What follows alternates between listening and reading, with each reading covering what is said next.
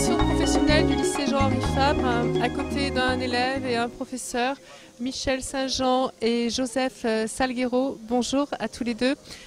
Michel, vous êtes le professeur de cette section. Que fait-on ici avec toutes ces machines que l'on voit à côté de nous? Alors, nous formons des techniciens d'usinage pour un champ de métier qui est le champ de métier de la métallurgie, c'est-à-dire autant tourneurs-fraiseurs, contrôleurs, des futurs chargés d'affaires. Mais encore. Nous travaillons surtout pour le secteur de l'aéronautique car c'est les plus gros recruteurs, Eurocopter, Airbus. Nous travaillons aussi dans le domaine de la SNCF, de l'automobile, pour la fabrication de pièces mécaniques et plus particulièrement aussi pour les petites et moyennes entreprises du secteur local comme Usimetal, ICT Moscatelli, CTMP, A3M, etc. Joseph, vous êtes rentré donc dans cette section il y a combien de temps? Il y a 1 an tout exactement. Et pourquoi avez-vous souhaité intégrer cette section-là? Parce qu'on m'a dit que c'était un métier très recherché au fait, parce qu'il n'y a pas beaucoup de monde qui le font tout simplement. Ça m'a plu, j'ai fait un stage en DP6, on m'a permis de faire une demi-journée ici, je l'ai faite, ça m'a plu. Et donc voilà, je suis venu ici. Quelles sont les particularités de l'ambiance de cette section? De l'ambiance, moi personnellement ici à Fabre, il y a une très bonne ambiance, on a des professeurs super, bon, je ne peux pas demander mieux. Après le bac professionnel, il y a le BTS et c'est avec deux professeurs, messieurs Caral et monsieur Penel, qui sont à côté de moi. Bonjour messieurs et je vous remercie d'être présents. Pouvez-vous nous expliquer quels sont les procédés des suites dans le cadre du BTS? Bien, alors ce BTS il vient à la suite donc, du bac pro technicien d'usinage. Donc c'est un BTS industrialisation des produits mécaniques et où on fait donc toute une partie d'études sur le couple outils-matière qui consiste à ce que les élèves aient une formation qui soit à la fois formatrice et à la fois donc, pour qu'ils puissent plus tard prendre des décisions au sein d'une entreprise. D'accord ? Donc, des futurs techniciens supérieurs, donc des chargés de mission pour des pièces complexes, donc tout ce qui va être univers vraiment d'études par rapport à la pièce industrielle et de réalisation, bien sûr. Monsieur Penel, quel est votre rôle exactement pour la suite de la prise en charge de ces élèves? Moi particulièrement, j'encadre les élèves, notamment au niveau de tout ce qui est cours théorique, la mécanique et tout ce qui est études en salle, en bureau des méthodes. Mais après, on les suit également, ce qui est le cas actuellement de l'étudiant là sur cette machine, au niveau de la mise au point des projets, puisqu'ils ont des projets qui sont particulièrement complexes à réaliser. Quels sont les débouchés de cette formation? Les débouchés sont multiples, puisque normalement, ce brevet de technicien supérieur est destiné à avoir des compétences dans 6 domaines au moins, dont particulièrement une compétence de chargé d'affaires, c'est-à-dire la relation avec le client au niveau de l'entreprise, la responsabilité et la gestion d'un atelier, la préparation donc en bureau des méthodes, bureau d'études pour mettre au point tout ce qui est technique, les études techniques du problème qu'a soumis le client. Et après, il y a aussi toute la programmation, la gestion des moyens, des outillages dans l'entreprise. Merci beaucoup à tous les deux. Merci. Voilà, dans la salle de CAP électricité et éléments communicants à côté de monsieur Lartigue, professeur de génie électrique. Bonjour. Bonjour. Donc nous sommes dans une salle assez particulière ici, au lycée Jean-Henri Fabre. Quel est l'enseignement que vous présentez à vos élèves? Donc ici on est en CAP. L'enseignement prodigué est la partie réalisation. Donc on fait des installations habitat, tertiaires, industrielles. Et la spécificité du CAP, c'est de faire de la distribution d'énergie électrique. La première année du CAP est exclusivement réservée à l'habitat. Donc moi, mon objectif, c'est qu'en fin de première année, ils sachent réaliser une installation chez un particulier d'une habitation. La deuxième année, on fait de l'industriel et de la distribution. Alors quand je dis industriel, on leur apprend à câbler des petits montages pour alimenter des moteurs. Alors la spécificité du CAP, c'est que EDF n'a plus d'école dans lesquelles ils formaient leurs techniciens. Donc ça nous est revenu à nous en éducation nationale. Et dans le cadre du CAP, donc on leur apprend toutes les technologies du matériel et la mise en œuvre de ce matériel qui est bien spécifique pour la distribution. Alors concernant l'enseignement du bac professionnel, quand ressort-il exactement? Alors le bac pro, c'est un petit peu différent parce que le CAP, on a beaucoup d'heures de pratique. En CAP, ils en ont beaucoup moins. Mais les parties théoriques sont plus poussées. Alors pour le bac pro, il y a plus de, on va dire, comment dirais-je, on met le pied à l'étrier pour faire une poursuite d'études. C'est-à-dire que lorsqu'on a un bac pro, on peut faire un BTS derrière. Ou après quelques années de travail, on peut se mettre à son compte. Merci beaucoup. De rien.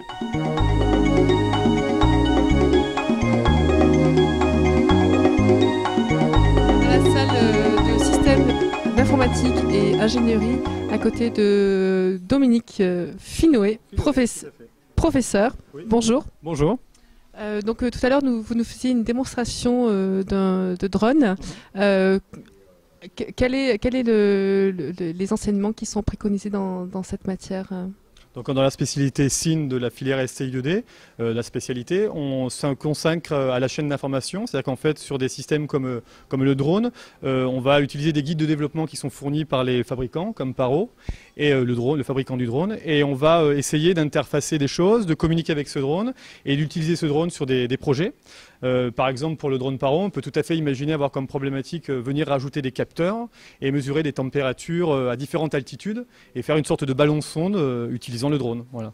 Et donc les élèves sont amenés à dimensionner des capteurs, choisir des capteurs, programmer des interfaces homme-machine permettant de piloter le drone et venir même faire visualiser les images en provenance du drone, puisque sur le drone vous avez une caméra HD. Alors l'idée c'est que la plupart du temps en SIN on utilise des systèmes qui existent déjà et on rajoute des fonctionnalités. Donc on ne part pas d'une base nulle et avec les acquis et les connaissances on fait en sorte par exemple, d'utiliser les connaissances en réseau et piloter le drone, ça nécessite énormément de connaissances en réseau. Voilà. Alors à qui s'adresse cet enseignement? À quels élèves s'adresse cet enseignement? Alors là on a affaire à des élèves, donc les élèves qui ont présenté la porte ouverte, ce sont des élèves de première SIN, STI2D, donc le public ce sont des élèves qui viennent de seconde générale, qu'ils aient ou non fait le DE, SIN ou CIT, importe peu, hein, puisque à la base en spécialité on repart de zéro, hein, donc j'avais des élèves qui avaient des connaissances en informatique, d'autres absolument pas. Ils ont appris beaucoup de choses en première et ils apprendront encore plus de choses en projet en terminale. Voilà. Quels sont les débouchés?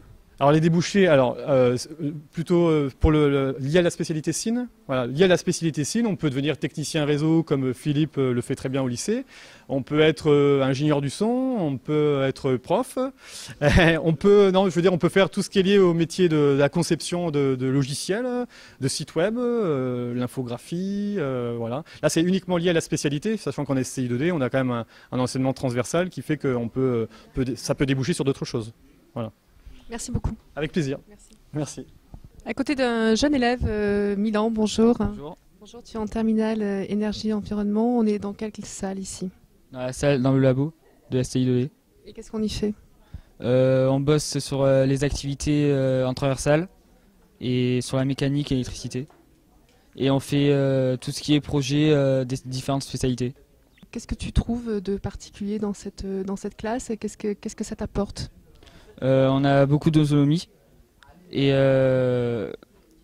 l'entente entre les élèves sont très bonnes. Tu as une idée de ce que tu souhaites faire? L'année prochaine, je pense que je vais faire un BTS domotique à Digne. C'est-à-dire? C'est tout ce qui se rapporte aux automatismes intelligents de la maison. En gros, que les stores se lèvent à l'heure prévue à partir d'un simple tableau d'affichage. C'est pour ça que tu nous as fait une démonstration du robot Nao, là, tout à l'heure, derrière? Oui, c'est à peu près de l'automatisme, oui. Et de l'informatique, ouais. Ça représente vraiment cet apprentissage-là, ça représente vraiment ce que vous apprenez dans cette classe? Oui, parce que par exemple, le Nao, on l'utilise en activité, en transversale. et on programme le NAO selon les classeurs et tout. Voilà. Merci Milan. De rien. Merci. Un aspect de la partie énergie-environnement. Donc énergie-environnement, cela concerne tout ce qui est économie d'énergie dans les bâtiments. Donc ça va aller de la domotique, c'est-à-dire des systèmes automatiques qui vont se mettre en route, qui vont s'arrêter, des ouvertures de volets roulants suivant le soleil ou d'autres aspects. Et ensuite aussi faire une économie au point de vue consommation d'énergie. Donc la plus grosse perte d'énergie dans un bâtiment, c'est quand on fait du chauffage. Donc pour chauffer les maisons, c'est très difficile. Et il y a des contraintes qui sont de plus en plus strictes pour essayer de consommer le moins possible. Alors, au niveau du point de chauffage, par exemple, ce qu'on appelle la RT 2012 limite énormément la consommation d'énergie dans une maison. Et il faut savoir que, par exemple, en 2020, quand on construira une maison, une nouvelle maison, la maison devra être à consommation zéro. C'est-à-dire qu'elle devra produire plus d'énergie que ce qu'elle en consomme. Ça suppose que l'on va devoir choisir des systèmes de chauffage compétents, enfin performants plutôt, genre pompe à chaleur. On sera obligé de mettre une pompe à chaleur dans une maison. On va devoir isoler la maison convenablement de manière à avoir la maison la plus performante possible. Et on devra aussi produire de l'énergie. Ça veut dire qu'on sera obligatoirement équipé d'un panneau pour chauffer l'eau, pour les bains, l'eau chaude, l'eau sanitaire. Il faudra probablement aussi installer des panneaux photovoltaïques pour produire de l'énergie électrique. Voilà, donc en eux, on voit un petit peu tout cet aspect-là sur l'économie que l'on peut faire par rapport aux isolations.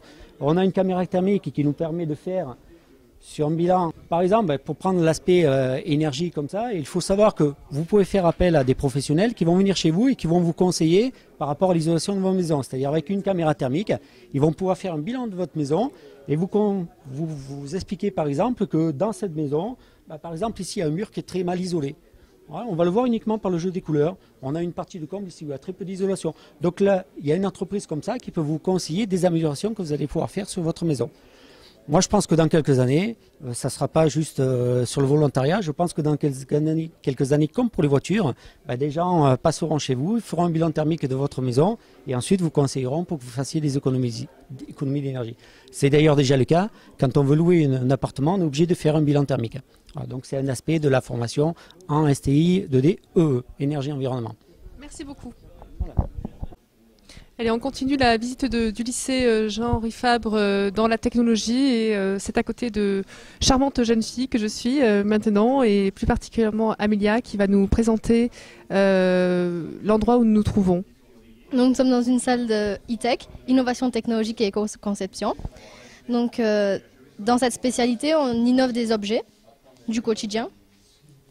Et voilà. Concrètement, comme là, on a une lampe et on doit créer une interface pour pouvoir que la LED chaîne dedans. alors qu'est-ce qui vous a donné envie de venir dans cette section-là? C'est une section plus manuelle et l'industrie c'est plus intéressant. Et tout. Une idée de ce que vous avez, de ce que vous souhaitez faire dans votre avenir? J'aimerais bien être électromécanicienne dans l'armée. Et vos collègues? Moi, je voudrais travailler dans l'architecture du patrimoine. Moi, je veux réparer les équipements pour les pompiers. Et vous? Architecte en fait. Donc, voilà. Merci.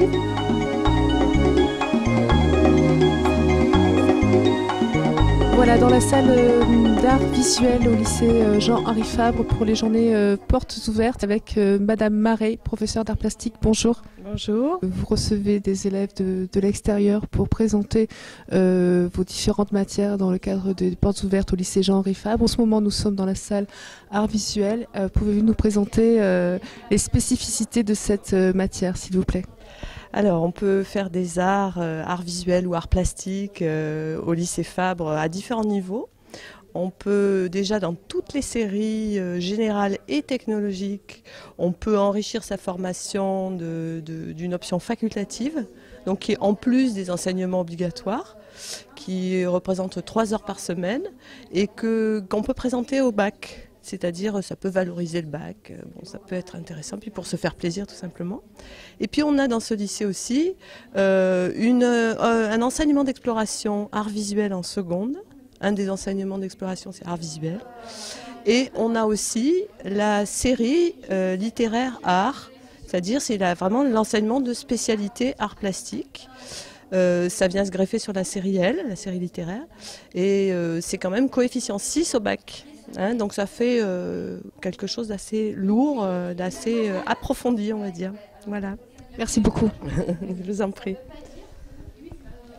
Dans le hall où on propose différents ateliers d'exploration et c'est à côté de Madame Mélier, professeure d'italien, qui va nous expliquer et nous dévoiler ces ateliers. Bonjour Madame Mélier. Bonjour. Alors quelles sont les différentes matières que vous pouvez présenter dans le cadre de ces enseignements d'exploration ? Alors moi je suis donc professeure d'italien et donc en seconde les élèves peuvent choisir, les élèves qui n'ont pas en fait commencé l'italien au collège peuvent décider de commencer cette matière à partir de la seconde.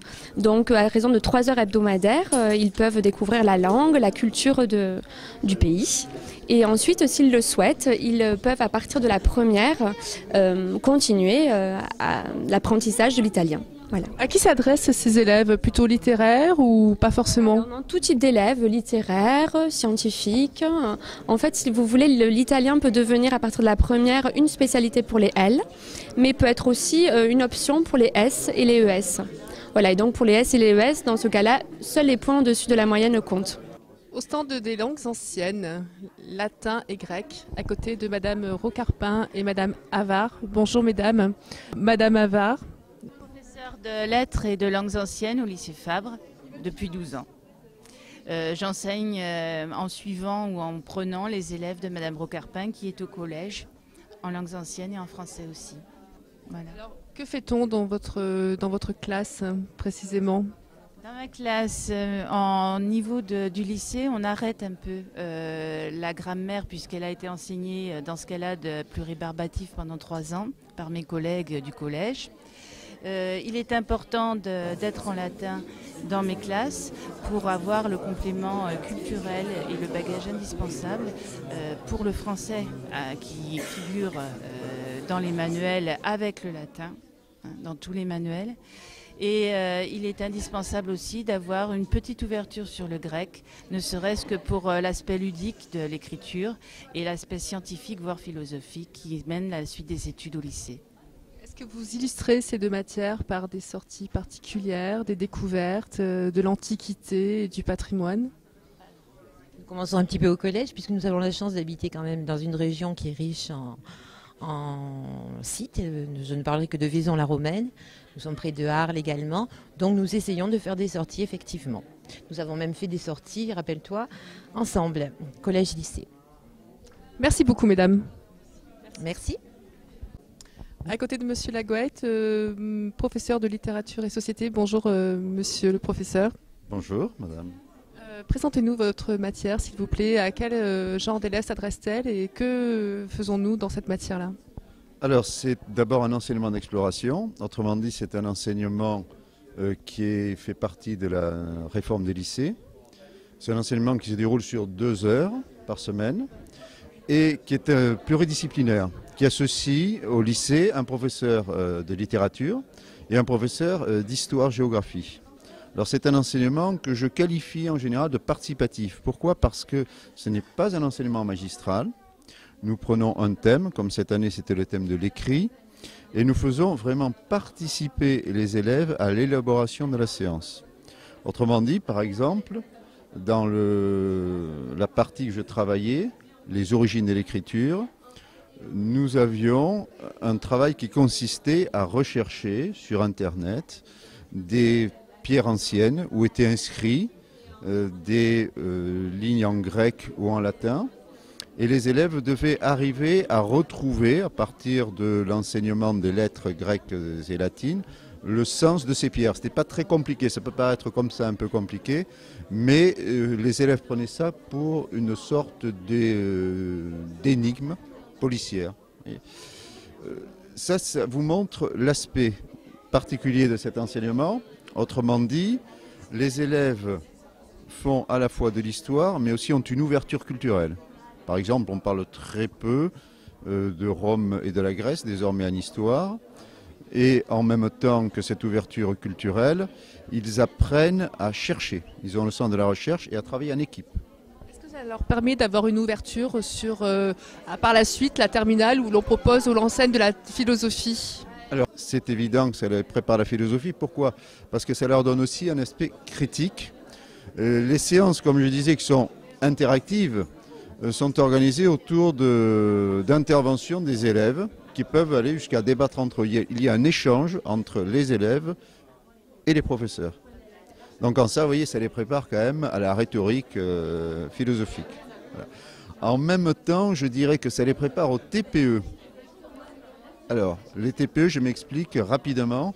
C'est un petit dossier que les élèves font en première dans le cadre de l'épreuve du bac. Et c'est un dossier qui travaille par équipe. Pour réussir ce dossier, il faut travailler en équipe et il faut savoir faire des recherches. Eh bien, travailler en équipe et faire des recherches, c'est exactement ce qu'ils font en seconde dans le cadre de cet enseignement d'exploration littérature et société.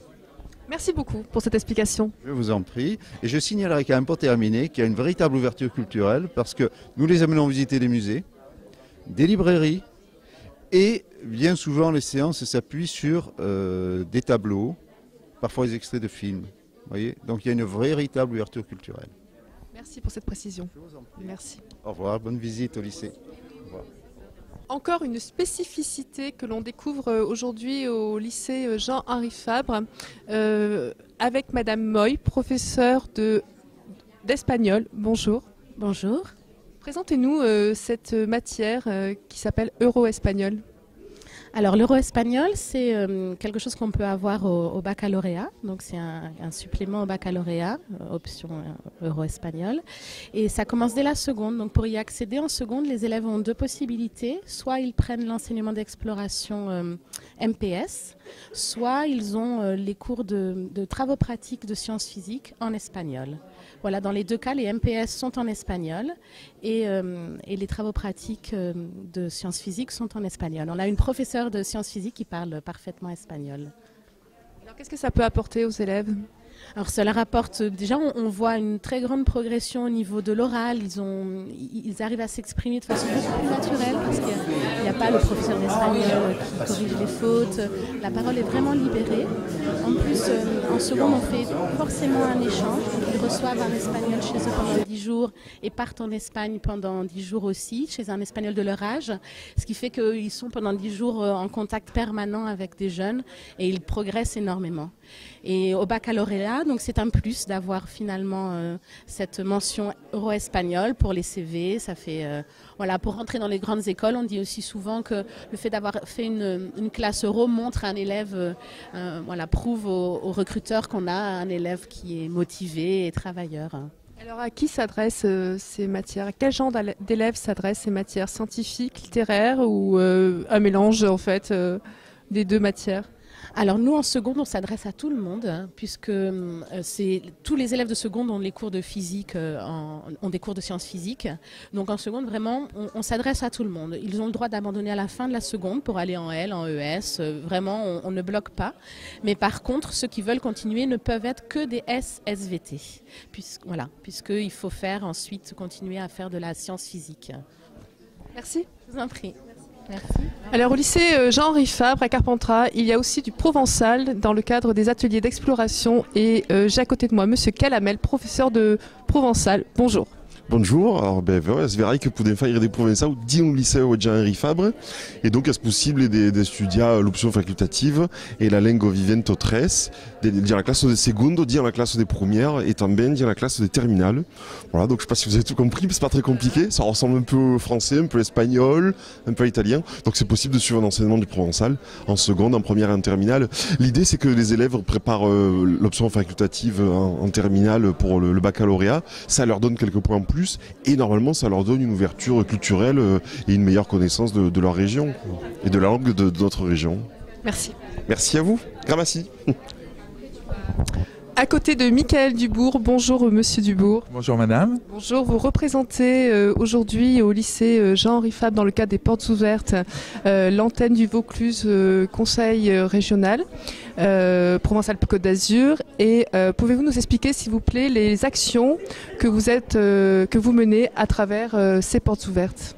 Alors aujourd'hui, donc, je suis venu aux Journées Portes Ouvertes du lycée Henri Fabre pour promouvoir les dispositifs d'aide que la région a mis en place en direction des lycéens. Alors vous avez des aides diverses et variées, des aides à la culture, des aides au BAFA, des aides à la santé.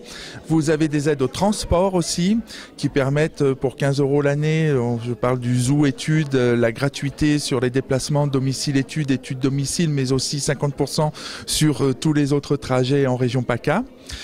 Vous avez des dispositifs de sensibilisation qui sont des dispositifs comme Trop Puissant qui sensibilisent en fait les élèves au danger du son sur l'appareil auditif. C'est des dispositifs en fait que les établissements s'approprient pour en faire bénéficier les lycéens. Vous avez alors des aides aussi, des actions éducatives par l'intermédiaire de ce qu'on appelle les conventions de vie lycéenne et apprentis, les CVLA. Donc pour mettre en place des projets pédagogiques qui sont menés par les professeurs au sein des établissements. Merci beaucoup, Michael Dubourg. C'est moi qui vous remercie. Merci.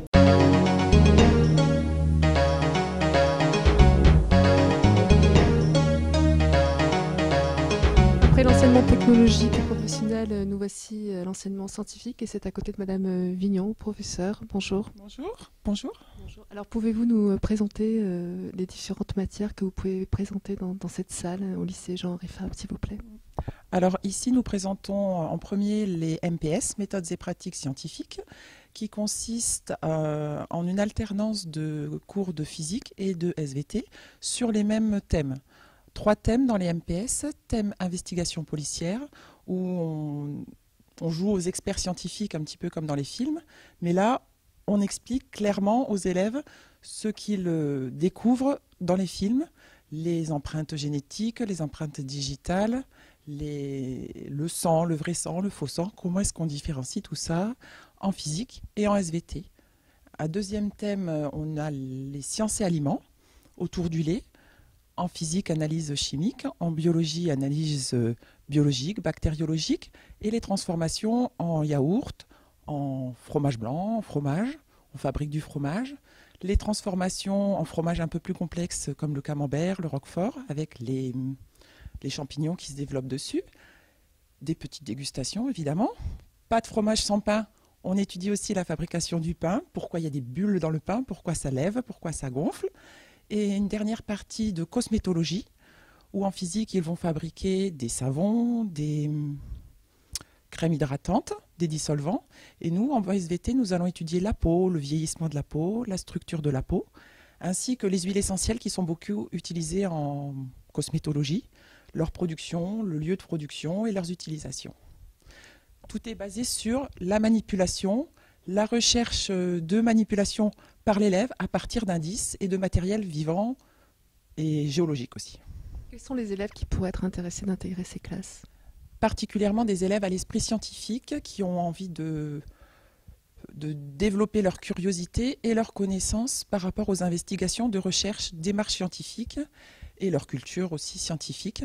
Donc plutôt des élèves qui aimeraient aller en SVT et en SI, s'ils ont un doute aussi, ça peut être intéressant. Voilà. Merci beaucoup. Merci. Côté sciences et laboratoires, à côté du professeur Madame Muratori, bonjour. Bonjour. Alors en sciences et laboratoires, on va essentiellement faire de la physique-chimie et notamment beaucoup de manipulations en chimie. Le but étant de familiariser les élèves avec tout le matériel de chimie que l'on peut rencontrer. Alors on le fait un petit peu moins en physique, puisque le matériel de physique est très spécifique à chaque manipulation, alors que le matériel de chimie est très général. Donc on va retrouver systématiquement les mêmes matériels, c'est-à-dire des burettes, des Erlenmeyer, des fioles, et il faut que les élèves manipulent correctement tous ces appareils et aussi aient conscience de ce qu'ils font, c'est-à-dire éventuellement le matériel de sécurité qui va avec. Les séances se déroulent aussi en suivant des thèmes un petit peu comme en MPS, mais là les thèmes sont abordés uniquement sur leur aspect chimie. Si je prends par exemple cette manipulation-là, c'est du jus de citron. Et la question que je vais poser aux élèves en début de séance, c'est est-ce que le jus de citron est un petit peu acide, fortement acide, Après, il y a deux façons de procéder. Soit c'est les élèves qui doivent me présenter des manipulations qui pourront répondre à cette question-là, soit c'est moi qui vais présenter un tas de manipulations, voire même des manipulations pièges, et c'est les élèves qui devront répondre à la question et la conclusion en justifiant à chaque fois leur résultat. Eh bien, c'était parfait. Merci beaucoup. Madame Vignon, on vous retrouve au laboratoire, dans un laboratoire du lycée Jean-Henri Fabre pour une présentation de la classe scientifique. Quelles sont les matières que l'on peut présenter et apprendre dans cette section? Alors en première S, SVT, donc, il y a 3 matières dominantes, SVT, mais aussi beaucoup de physique et de mathématiques, où les élèves donc doivent avoir un goût scientifique. S'ils ont suivi les enseignements d'exploration, sciences et laboratoires et MPS, ils peuvent avoir découvert dans ces enseignements le goût pour les sciences et donc se diriger préférentiellement vers les SSVT.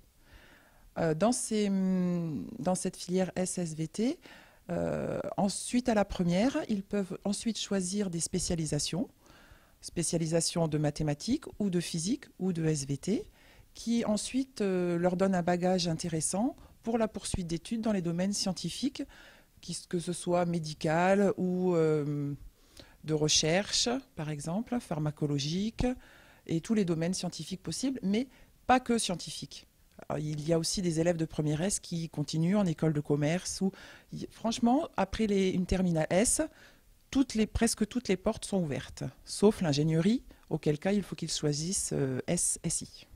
À côté d'une jeune fille, Clémentine, qui va nous parler de ES. Bonjour Clémentine. Bonjour.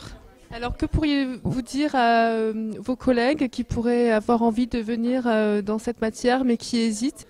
Je pourrais dire que le bac ES, c'est un bac qui est très général, qui ouvre plein de portes pour notre avenir, pour les métiers futurs. C'est le seul bac où on a des enseignements d'économie et de sociologie. C'est un bac qui est très général parce qu'on fait autant d'histoire géo que de maths, que d'éco et que de sociaux. Donc c'est vraiment une ouverture. On travaille beaucoup avec l'actualité, la presse, tout ça. Donc c'est vraiment un bac très intéressant. Quels sont les métiers que l'on pourrait imaginer en sortant de ce bac? Alors après un bac ES, on peut faire autant du droit que des études d'institut politique, que de la gestion, de l'éco, de la compta. C'est très très large. Quelle est la moralité dans la classe de ce bac? En fait, on n'est qu'une classe, donc on s'entend tous bien. Puis on a fait un voyage ensemble, on est parti à Marseille, donc on se connaît bien, on s'aide. Enfin, c'est vraiment une classe agréable. Merci. Merci à vous.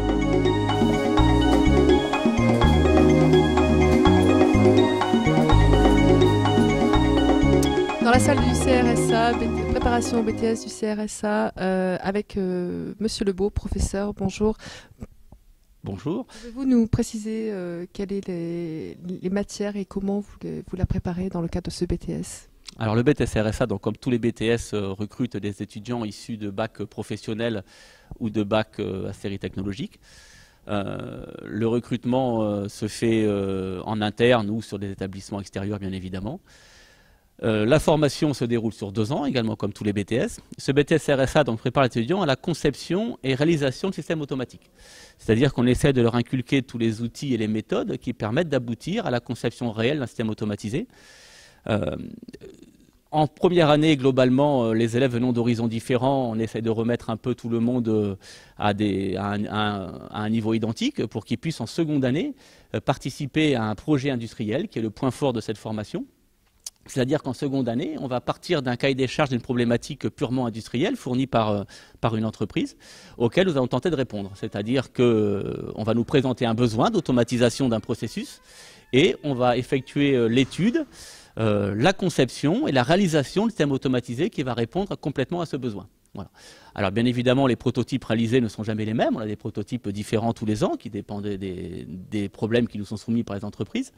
Un des problèmes qui nous a été soumis, on en voit une partie qui est juste sur ma gauche ici, ça a été un problème soumis par l'entreprise qui est sur Annecy pour qui on travaille aujourd'hui, qui nous a soumis la problématique de plier en fait des barreaux de cuivre pour mettre dans des armoires électriques haute intensité, des barreaux de cuivre qui peuvent passer jusqu'à 5000 ampères, donc une section assez importante. Donc on nous a demandé de réaliser un prototype pour effectuer ces opérations de pliage. Voilà. Donc les élèves globalement sur un projet comme celui-ci travaillent à 6. environ une vingtaine d'heures par semaine uniquement sur ce projet, encadré par des collègues qui sont spécialisés en construction mécanique, en automatisme ou en génie électrique. Un projet comme celui-ci, d'un point de vue déroulement, on commence évidemment par des recherches de solutions. C'est-à-dire déjà sur le principe, comment faire pour plier ces fameux barreaux de cuivre.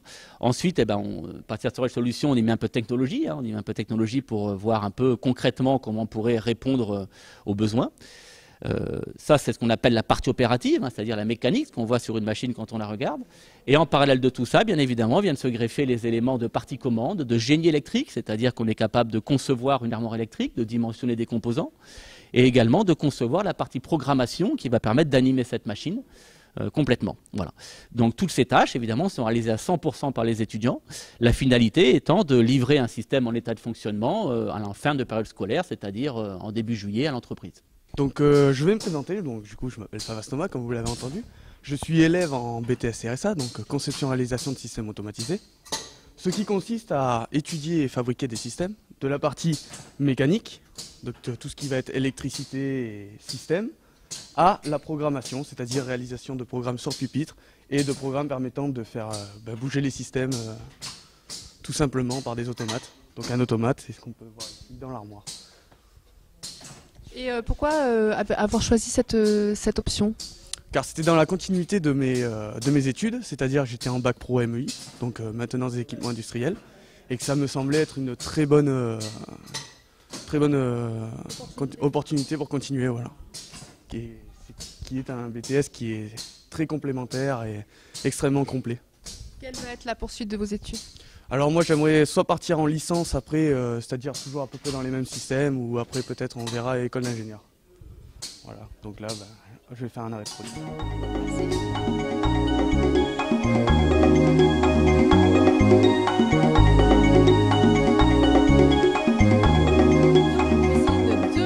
Du restaurant scolaire, entouré du cuisinier, de son assistant et de toutes les personnes qui accompagnent les élèves dans leur quotidien et dans leur convivialité, dans leur art de vivre. Alors que mange-t-on ici au lycée Jean-Henri Fabre, monsieur le chef cuisinier? Ici, nous mangeons de tout.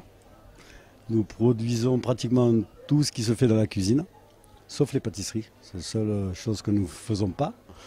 Nous essayons de travailler avec des producteurs locaux, produits frais, et puis l'imagination de tout le cuisinier. Alors, menu type d'une semaine sur le lycée? Il n'y a pas de menu type. C'est toujours au feeling. Le matin, déjà les entrées, nous fonctionnons en salade bar, c'est-à-dire entrée à volonté pour tous les élèves. Et nous ne savons jamais ce que nous allons faire. À l'inspiration du chef et de son équipe? Tout à fait, c'est ça. Est-ce que vous avez un retour des élèves? Oui. Où vous fournissez-vous? Ou des agriculteurs locaux, ou au marché gare à Carpentras, et puis après ça peut être en surgelé, en frais, ça dépend de la marchandise. Donc quand même vous favorisez la production locale? On essaye. Après on a un budget à respecter, mais on essaie de faire local. Merci. De rien. Merci à tous. Merci. On clôture les portes ouvertes du lycée Jean-Henri Fabre à Carpentras avec un témoignage d'élèves. Bonjour à tous et merci d'être à mes côtés. Excusez-moi les garçons, je vais commencer par les demoiselles. La galanterie d'abord. Alors comment on se sent ici au lycée Jean-Henri Fabre à Carpentras lorsqu'on fait ses études? Alors écoutez, on est arrivé en seconde déjà toutes les deux, donc ça fait 3 ans qu'on est ici. C'est notre dernière année et honnêtement ça nous déçoit un peu parce qu'on adore vraiment ce lycée, quoi. On a de très bons liens avec les enseignants et sinon... Et en plus, tout ce qui est la vie lycéenne, il y a des bonnes organisations avec le CVL. Ils organisent le bal du lycée, le carnaval, et puis des journées comme ça. C'est vraiment très convivial. Le cadre et tout, c'est vraiment des années qu'on va pas oublier. Et je pense qu'on va regretter le lycée, quoi. Voilà. Et vous, messieurs, vous partagez ces avis? Oui, comme l'a dit précédemment ma camarade, le CVL fait un travail extraordinaire pour la mise en place d'événements comme des concerts par exemple pour le bal du lycée. Et franchement, ça me ferait un petit pincement au cœur de partir de ce lycée, quoi. Vous êtes en quelle section? On est en scientifique, en terminale. Donc c'est vrai, comme il a dit, puis on a un très beau cadre de vie ici. On a beaucoup d'espaces verts, d'herbes pour s'allonger. Enfin, entre midi et deux, on a vraiment bien. On peut aller travailler au CDI ou alors rester tranquillement dans l'herbe pendant quand il fait bon l'été. Donc c'est vrai qu'on est bien. Je pense qu'on va tous regretter de quitter le lycée. Et on finit par toi? Tout simplement, je vais répéter ce qu'ils ont dit. Le lycée est très agréable. Il y a plusieurs animations qui font bouger un peu le quotidien. À peu près une animation par mois.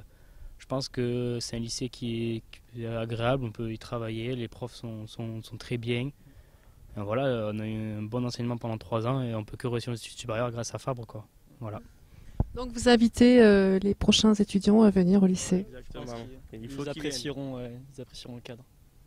Voilà. Merci. Merci.